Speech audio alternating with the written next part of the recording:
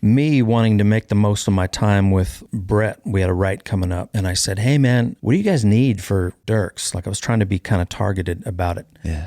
He said, well, it had been suggested by somebody at the label that while they had a lot of up-tempo stuff, it was more like mid-tempo. They didn't have a real fast-paced shotgun lyric kind of song. And so I was messing around on my guitar at home, and I came up with the chord progression that's in the intro, turnaround, outro. Gotcha. And at the end of the chorus, that down, down, down, down, down, down, down. Yeah.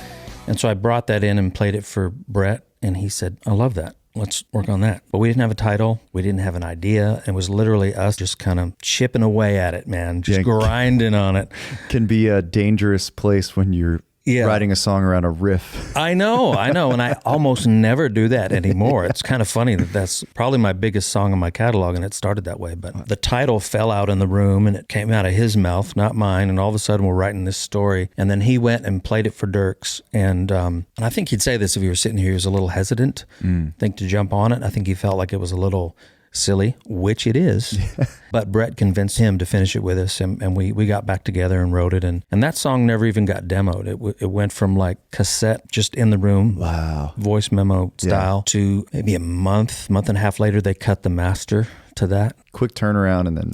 It was. And speaking of 10 Year Town, that song went #1 9 years to the week that I moved to Nashville. Dang. I love it.